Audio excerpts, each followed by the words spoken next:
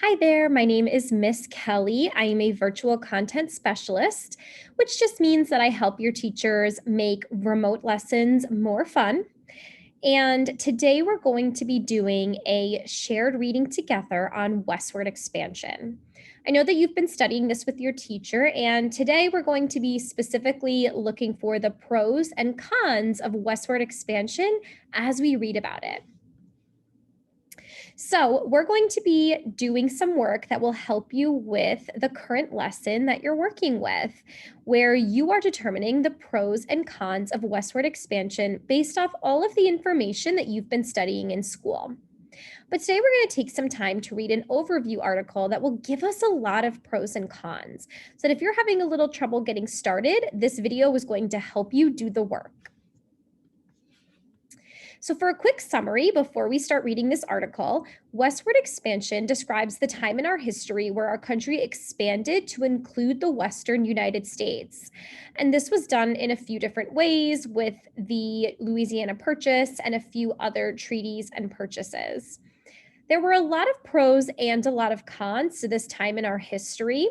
And so we really want you to be thinking about that as we read and reading with a critical lens and thinking about which groups of people were hurt by this and which groups of people benefited. As we read today, we might come across some words that are new to you, and here are three that you will find. The first is the word expand. Expand means to grow or expand in a place, so to grow out from a place. We also have the word destiny. Destiny means your fate or your path in life.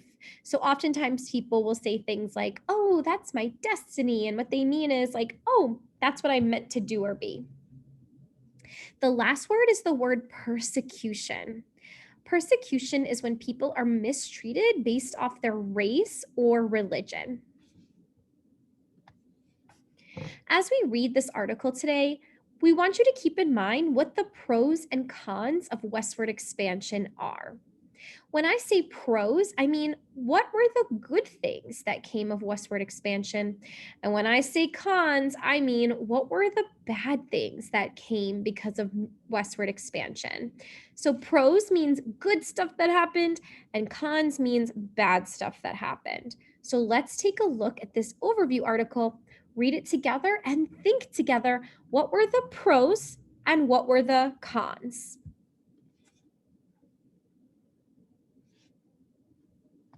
Westward expansion and the Old West. The original 13 colonies of the United States were settled along the east coast of North America. For many years, few colonists went beyond the Appalachian Mountains. However, as the country gained independence and continued to grow, more land was needed. The country began to expand into Western frontier. And here's a map of our country as it was. And you can see how we expanded because of different purchases. Early expansion. In 1700, there were around 250,000 colonists living in the American colonies. By 1775, this number had grown to 2.5 million. Many people wanted new land to farm and hunt. They began to move west of the Appalachians. One of the first areas settled was the Northwest Territory. This area today makes up the states of Indiana, Ohio, Michigan, Wisconsin, and Illinois. Daniel Boone led settlers across the Cumberland Gap and into Kentucky. Louisiana Purchase. In 1803, President Thomas Jefferson bought the Louisiana Territory from the French for $15 million. This was a huge area of land west of the Mississippi. It nearly doubled the land size of the United States. President Jefferson sent explorers Lewis and Clark to learn more about this vast frontier. This is the Louisiana Purchase. I'm going to pause here because I'm already hearing so many pros. Lots of pros here. When Thomas Jefferson bought the Louisiana Purchase, it nearly doubled the land size of the United States, which is giving people who wanted new land to farm and hunt, an opportunity to have that land. So I'm hearing a lot of pros. I'm going to keep my ear out for those cons, though. Manifest destiny.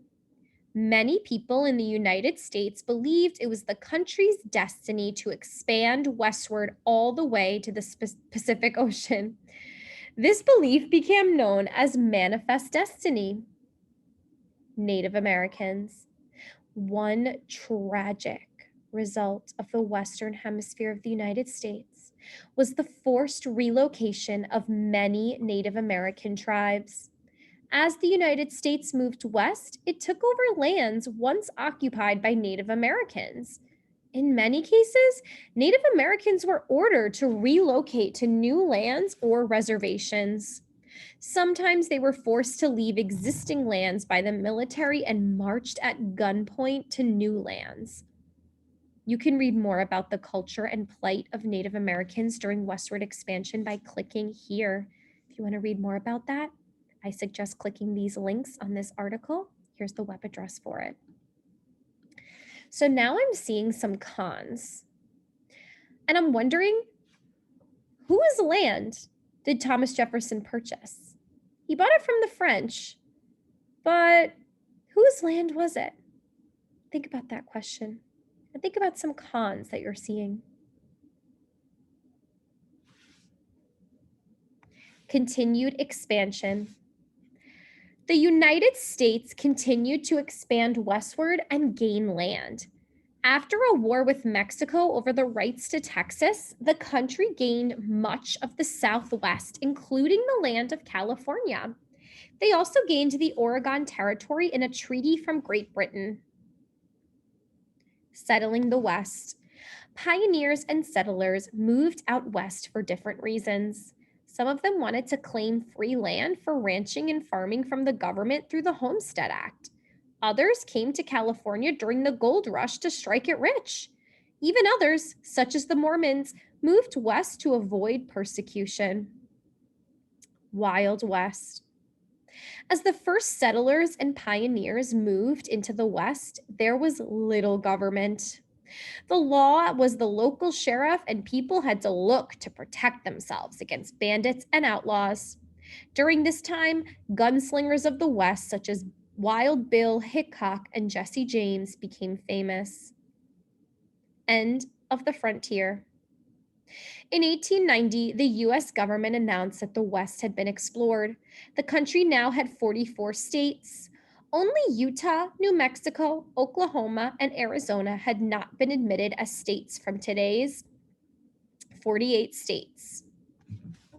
Interesting facts about westward expansion and the Old West.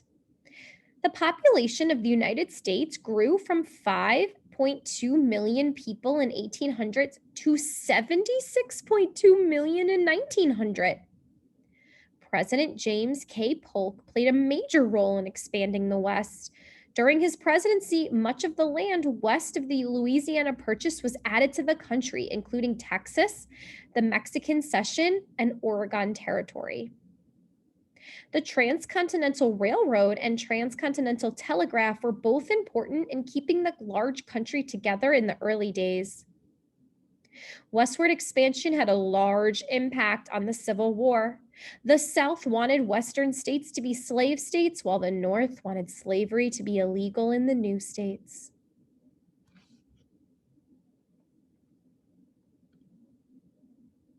So now that we've finished this reading, let's think about our focus question again. What were the pros and what were the cons of westward expansion? Pause the video here and think about that.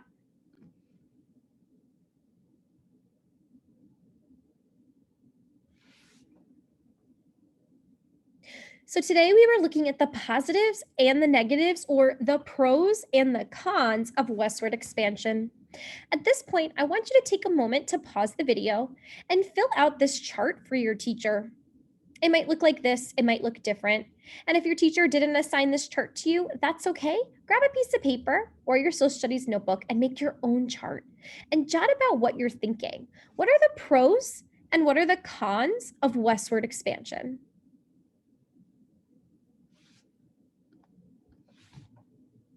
Fifth graders, thank you so much for reading with me today. I had such a great time learning more about westward expansion with you. And I hope that reading that article together helped you discover more pros and cons of westward expansion.